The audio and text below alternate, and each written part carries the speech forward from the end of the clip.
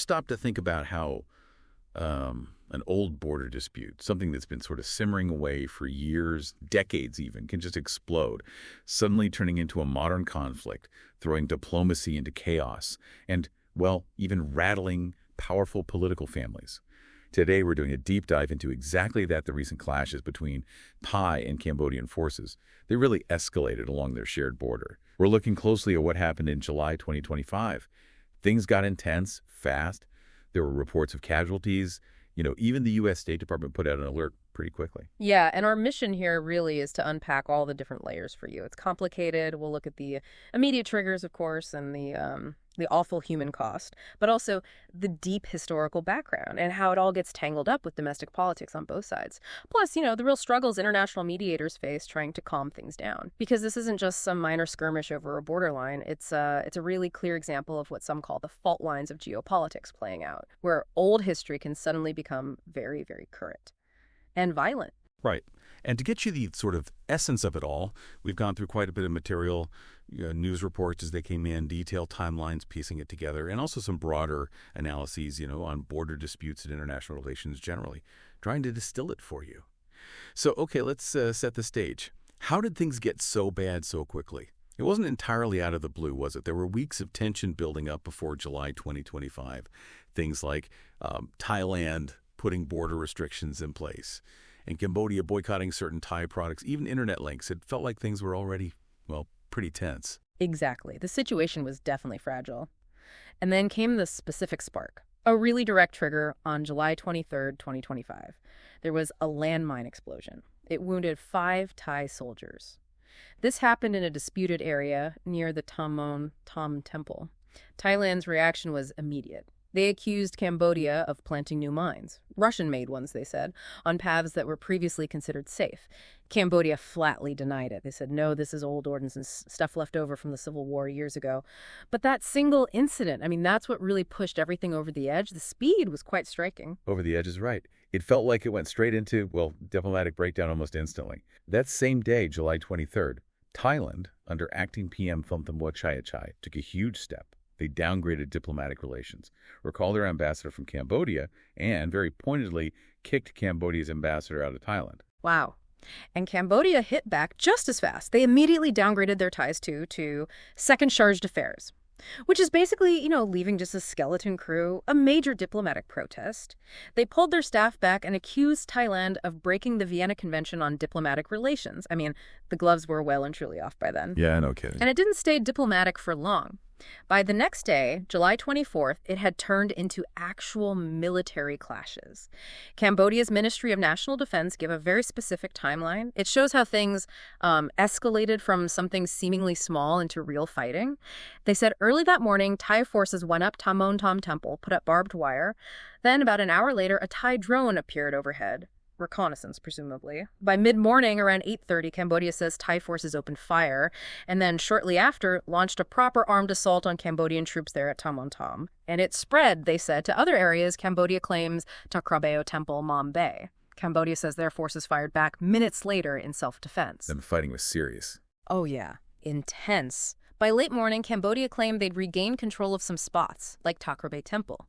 But they also reported Thai F-16 jets dropping bombs near a pagoda.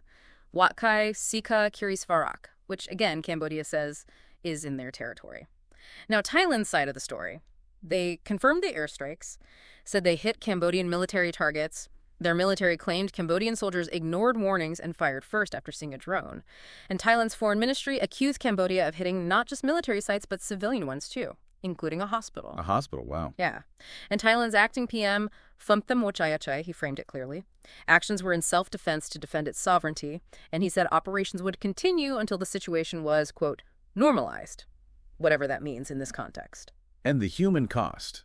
Yeah. That's just awful when you hear the numbers. Reports by July 24th said at least 12 people killed. Tragically, 11 of those were civilians, 1 soldier too, all on the Thai side recorded initially, and another 28 injured, 4 soldiers, 24 civilians. Cambodia, interestingly, didn't release specific casualty numbers for their side at that point. Right. And beyond the casualties, you had a huge displacement problem, a humanitarian crisis, really. Over 40,000 people had to be evacuated from the border provinces in Thailand. Cambodian authorities were also moving civilians out, students, teachers included. Aid was being delivered, but still a massive disruption. And the damage to buildings, infrastructure. Both sides reported damage. Thailand mentioned schools. That hospital we mentioned, houses destroyed by what they said were Cambodian rockets. Cambodia, meanwhile, claimed Thai forces attacked their villages. So accusations flying both ways. And there was something else concerning, wasn't there, about the type of weapons used? Yes, that's right. Thailand admitted using DPICM. That stands for Dual-Purpose Improved Conventional Munition. It's a type of cluster munition. And these are banned by most countries under an international convention. Because they leave unexploded bomblets behind. Exactly. They pose a huge long-term risk to civilians, potentially for years after the fighting stops. So yeah, that admission raised serious humanitarian alarms. It's grim. And all this immediate horror, but like you said earlier, this isn't new. This conflict has deep roots. So, okay, let's unpack that history. Where does this long-standing tension actually come from? Yeah, it really feels like the latest chapter in a very long book. At its heart, it's a border dispute going back over a century, and it often centers on these ancient temples located near the border. A key flashpoint is the map, the 1907 map. It was drawn up by the French colonial rulers back then. Cambodia relies on it for their claims. But Thailand argues, well, they argue it's not accurate, that it deviates from an earlier treaty from 1904 based on the watershed line. So this disagreement over a map from, 115, 120 years ago, still fueling conflict today, it's kind of incredible. And Preah Vihear Temple is the famous one. That's the big one, yes. An 11th century temple, absolutely central. Back in 1962, the International Court of Justice, the ICJ, they actually ruled on it, awarded ownership to Cambodia. It was a 9-3 vote, and that ruling was largely based on that 1907 map. How did Thailand take that? Reluctantly. They handed over the temple itself, but they kept claiming the lands surrounding it, which of course led to more friction. Then in 2013, the ICJ had to look at it again. They unanimously reaffirmed Cambodia owned the entire promontory, the whole area around the temple, and they told Thailand, basically, withdraw your forces. Though they did reject Cambodia's claim to another nearby hill, Phone Trap. Even things like Cambodia applying to make Preah Vihear a UNESCO World Heritage Site in 2008, that became hugely political, caused massive protests in Thailand. So these temples are powerful symbols. Immensely powerful. And now, these recent clashes in July 2025, they focused on other disputed sites, Ta Moan Thom and Ta Krabai temples, also very old, 13th century. And it's interesting, just a few weeks before the fighting, on June 2nd, 2025, Cambodia had actually decided to take these sites and others back to the ICJ. They wanted the court to rule on them too. So clearly, Cambodia was still pursuing that international legal path. Which brings us back to that cyclical pattern you mentioned. It just seems to keep repeating. What does this recurrence tell us? Well, it screams that these aren't just one-off events, right? They're part of a deeply ingrained pattern. Conflict, then maybe some de-escalation, then it flares up again. We saw it clearly between 2008 and 2013. That period, sometimes called the Cambodian-Thai border crisis, had multiple military clashes, serious fighting, casualties on both sides. It really set the precedent for these flare-ups. It shows how these historical claims aren't just dusty old arguments, they keep erupting into real violence. And tragically, what we saw in July 2025 looks like, well, a continuation of that dangerous trend, shows just how deep the instability runs. And there's always politics involved, isn't there? How does the internal situation in each country play into this? Oh, absolutely critical. You can't separate the border conflict from domestic politics, especially in Thailand this time. The timing was significant. Just weeks before these July clashes, the Prime Minister, Paetongtarn Shinawatra, was suspended by the Constitutional Court. She was facing accusations of violating ministerial ethics, and it was over a leaked phone call. The one with Hun Sen. That's the one. A call with the former Cambodian leader Hun Sen. In it, she apparently called a top Thai military commander her opponent. And quite controversially for many in Thailand, she referred to Hun Sen, Cambodia's longtime leader, as uncle. That sounds like it would cause ripples. Huge ripples, because this is the third time someone from the Shinawatra family has been forced out of the premiership. First her father Thaksin, then her aunt Yingluck, both removed by courts or military coups. So this latest move against Paetongtarn, it just highlights these massive, deep rifts in Thai politics. And it strongly suggests, to many observers anyway, that judicial intervention is still being used against the Shinawatra dynasty. and the border issue. It becomes a powerful tool in those domestic fights. Right. And Cambodia's role in all this. Hun Sen is still a major player, even though his son is PM now. Definitely. Hun Sen isn't fading away. He's Senate President, father of the current PM, Hun Sen A. He holds enormous influence.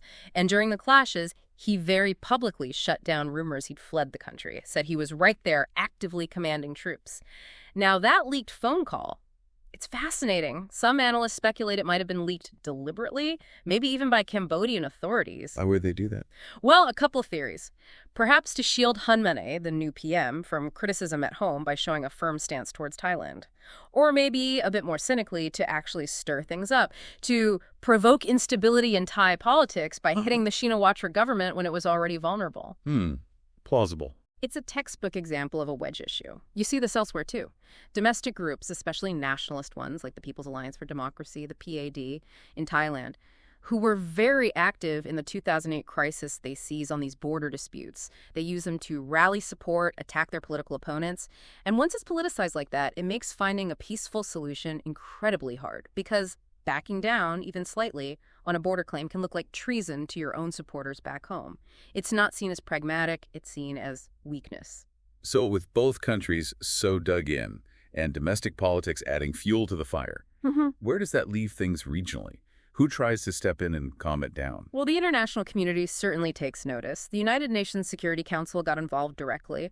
Cambodia's PM Hun Sen A formally asked for an urgent UNSC meeting. He called it Thai aggression and explicitly asked for UN intervention. Cambodia's framing was clear. They saw Thailand's actions as a serious breach of international law, violating both the UN Charter and the ASEAN Charter. And ASEAN itself, the regional bloc. ASEAN responded too. The current chair, Malaysia's PM Anwar Ibrahim, called the clashes concerning. Pretty standard diplomatic language. He urged both sides to stand down and hopefully try to enter into negotiation. Other ASEAN members like Indonesia and neighbors like Japan and China, they all voiced deep concern, called for restraint, dialogue. And ASEAN does have some history here. Back in 2011, during the previous crisis, Cambodia and Thailand actually agreed to let Indonesian observers monitor the disputed zone. But how effective can ASEAN be? That's the million-dollar question, isn't it?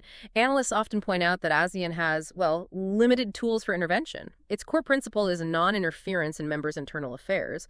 There's a concern that ASEAN was kind of sidelined from the outset in this latest flare-up. And it's worth remembering Thailand actually rejected ASEAN help back in 2008, so there's history there too. So it seems like these international bodies, their effectiveness really depends on whether the countries involved actually want to negotiate in good faith.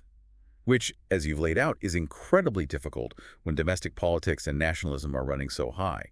And the U.S., as we mentioned, also weighed in, urging restraint, likely worried about broader instability. Absolutely. It's a complex web. Okay, so we've covered a lot of ground here. We've looked at the immediate sparks, that landmine incident, the rapid diplomatic breakdown, the military clashes in July 2025. We've touched on the terrible human cost, the casualties, the evacuations, the worrying use of cluster munitions. We've dug into the deep historical roots, those century-old disputes over maps and ancient temples like Preah Vihear. And we've explored the high-stakes political drama, especially within Thailand, and how figures like Hun Sen are involved. Plus, the efforts and maybe the limitations of international bodies like the UN and ASEAN trying to mediate. It really paints a picture, doesn't it? And I suppose it leaves us with a pretty challenging thought. When you have historical claims, national identity, and frankly, the political survival of leaders all tangled up in a border dispute, can any outside ruling, from a court like the ICJ or any diplomatic calls for calm actually lead to lasting peace? Or does there need to be some kind of fundamental shift inside those countries first, in their own politics and perceptions? It's a tough one. It really is a lot to think about there. And it definitely makes you consider how these same tangled factors, history, identity, politics, borders, might be playing out, maybe less dramatically for now, maybe more so in other hotspots all around the globe.